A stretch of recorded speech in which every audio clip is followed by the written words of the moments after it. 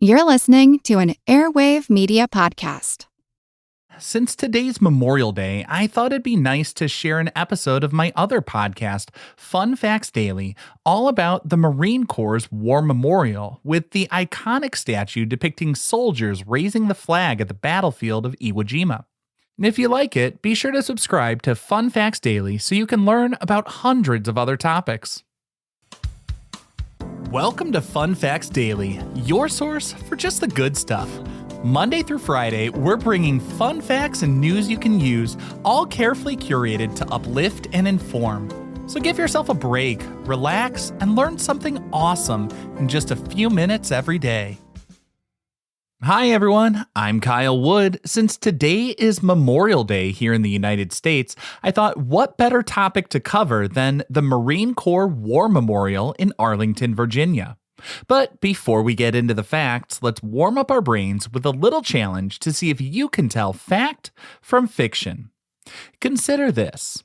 The massive statue depicts 6 figures raising an American flag, and many people notice there are some interesting optical illusions with it. Some say that if you look carefully, you might notice a 13th hand sculpted on the flagpole. They claim the artist wanted to add an extra hand to symbolize the collective spirit of the entire Marine Corps assisting the men. What do you think? Is this an actual fact or just too good to be true? We'll find out at the end of the episode.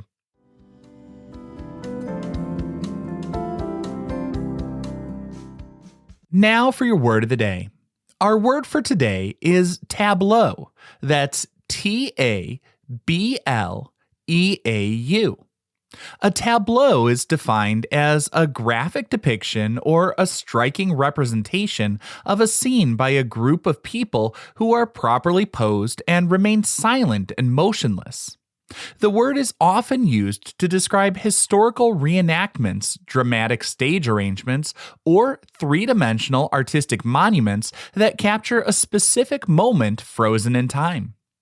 The word tableau comes from the French. It translates literally to mean a small table or a picture or painting.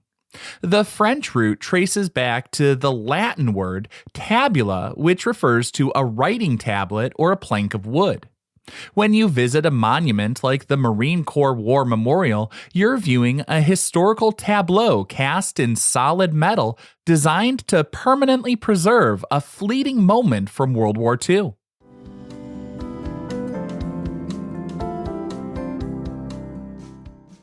Time for your daily high five, our top 5 fun facts about the Marine Corps War Memorial. Number 1. The memorial was designed to create an optical illusion so the flagpole appears to rise as visitors walk around the base. Sculptor Felix de Weldon designed the figures and the flagpole utilizing principles of forced perspective and kinetic alignment. As a visitor walks around the surrounding path, the changing sight lines cause the bronze soldiers to shift in relation to each other. This apparent shifting movement creates a visual impression that the men are actively straining and pushing the pole upward in real time. The illusion relies on human binocular vision and the open spatial positioning of the figures on the sloped rock. The effect is enhanced by the diagonal angle of the 60-foot bronze flagpole against the horizon line. Because there's not a flat vertical background, your brain looks for other clues using the shifting positions of the bronze helmets and boots to determine the trajectory of the pole. As you move around the monument, the overlapping limbs appear to untangle, making the pole look like it's transitioning from a low angle to fully upright. Number 2. The sculptor based his design on a Pulitzer Prize-winning photograph, but used live models to complete the faces. The memorial statue recreates an iconic photograph taken by Associated Press photographer Joe Rosenthal during the Battle of Iwo Jima on February 23, 1945. Sculptor Felix de Weldon was serving in the United States Navy when he saw the picture and immediately constructed a small-scale model. Once the Grand Monument project was approved, de Weldon wanted to be as accurate as possible in his depiction of each of the 6 historical individuals. He located the 3 surviving flag raisers from the photograph and had them model in person at his studio. The 3 survivors, Renee Gagnon, Ira Hayes, and John Bradley, sat for hours while the sculptor captured their likenesses in clay. For the 3 men who died later during the island fighting, de Weldon utilized archived military photographs to reconstruct their likenesses. Those 3 men were Michael Strank, Harlan Block, and Franklin Sousley. While John Bradley and Renee Gagnon's faces are immortalized in the statue, research later revealed it was actually 2 other men who were in the original photograph. So I want to acknowledge Harold Schultz and Harold Keller, identified in 2016 and 2019 respectively. They were the ones actually pictured in the flag-raising photograph that was inspiring to so many. And this creates an interesting sort of paradox in the statue. The monument's figures officially pay tribute to the battlefield actions of Schultz, Keller, and the others in the photograph, but the literal faces in the bronze are from the men who sat in de Weldon's studio. Number 3. Creating the monument required a complex casting process that divided the sculpture into more than 100 pieces. The artist initially constructed the full-scale model using plaster over the internal steel frame at his studio in Washington, D.C. Once the plaster model was finished, workers carefully disassembled the massive shapes into 108 separate pieces to prepare for casting. The pieces were loaded onto trucks and transported to the Betty Rassi Art Foundry in Brooklyn, New York. Skilled artisans spent nearly 3 years transforming the plaster shapes into a durable copper and tin bronze alloy. After the foundry workers finished casting and cleaning the metal, they joined the small sections together into about a dozen larger segments. They still had to keep it in pieces, though, for the transport because the largest section weighed more than 20 tons. A convoy of 3 large flatbed trucks brought the heavy bronze segments back to the permanent site in Arlington, Virginia. Workers there used heavy cranes to lift the pieces into place, where they bolted and welded the seams together permanently. Number 4. The stone base is made from a rare granite and weighs hundreds of tons. The bronze figures stand atop a jumble of rocks that rests on a 10-foot-high circular base. This heavy base consists of a thick concrete core covered with blocks of polished Swedish black granite. The total weight of this masonry foundation is about 700 tons, providing a stable anchor for the monument. Workers polished the stone surfaces to a high shine, creating a nice contrast to the weathered green patina of the bronze figures above. Engraved in the granite blocks are the names and dates of every principal Marine Corps engagement since the founding of the branch in 1775. The letters are burnished with gold leafing to ensure readability. The stone also features a historical tribute statement from the Fleet Admiral Chester Nimitz regarding the battle. The inscription states, quote, "Uncommon valor was a common virtue." And our 5th and final fun fact for today. The Battle of Iwo Jima marked the costliest conflict in Marine Corps history up to that point. The capture of Mount Suribachi, depicted by the monument, was a critical turning point in a brutal 36-day battle for control of strategic airfields. Imperial Japanese forces dug an intricate network of 11 miles of underground tunnels and 1,500 bunkers throughout the volcanic island, completely hidden from initial Allied bombing raids.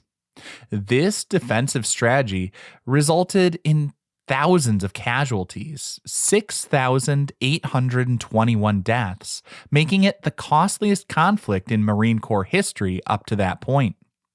The photograph and subsequent monument transformed the tragedy of the island fighting into a permanent symbol of American resilience and national identity. The visual impact of the composition was so great, the U.S. government featured the image on 3 million war bond posters to stabilize the nation's wartime finances.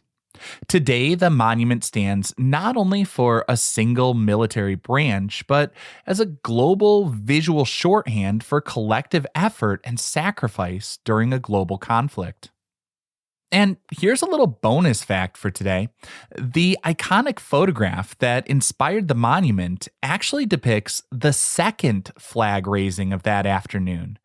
On the morning of February 23, 1945, U.S. Marines successfully raised a small American flag atop Mount Suribachi, which provided a massive morale boost to the troops below, at least those who could see it. Commanders deemed the original flag too small to be seen from the beaches, ordering a second, much larger flag to replace it later that afternoon. Associated Press photographer Joe Rosenthal scaled the mountain just in time to capture this second installation, creating a split-second image that ultimately won a Pulitzer Prize and inspired the famous monument.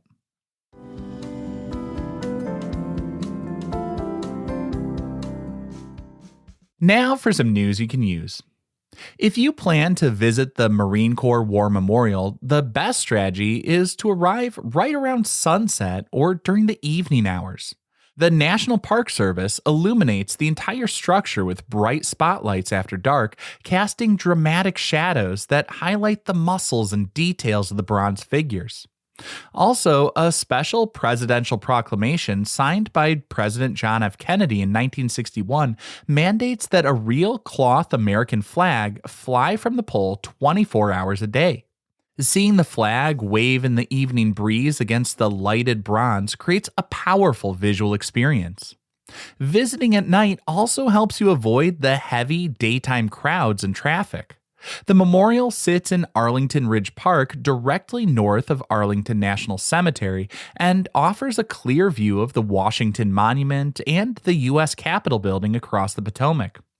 The evening atmosphere is peaceful, allowing you to walk slowly around the granite base, read the historical battle honors, and just have a moment of quiet reflection without interruption.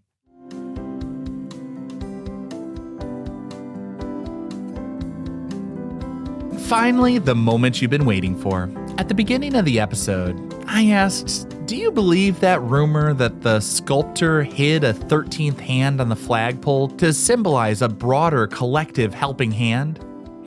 It's a great story, but it's also a fallacy. The rumors circulated for decades among tourists, but a careful inspection of the bronze sculpture shows exactly 12 hands, which corresponds perfectly with the 6 figures in the action. The illusion of an extra hand often comes from the specific overlapping arrangement of the limbs in the flagpole.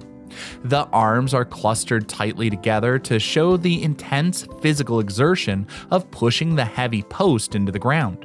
Sculptor Felix de Weldon himself weighed in, denying the rumor during his lifetime, stating unequivocally he only sculpted 2 hands for each of the 6 historical men. There's no extra hand representing an unseen force guiding them, because the monument is paying tribute to the awe-inspiring strength, courage, and extraordinary achievements of otherwise ordinary men. Now, I hope you enjoyed learning a bit about the Marine Corps War Memorial with me today. Be sure to tune in every weekday for even more fun facts. Fun Facts Daily is an Airwave Media podcast. It was written, recorded, mixed, and edited by me, Kyle Wood. Thanks for sharing a part of your day with me. Be sure to follow Fun Facts Daily on your favorite podcast app so you can keep the good stuff coming your way every day. And if you like the show, please do me a favor and leave a kind rating, review, or just tell your friends about it.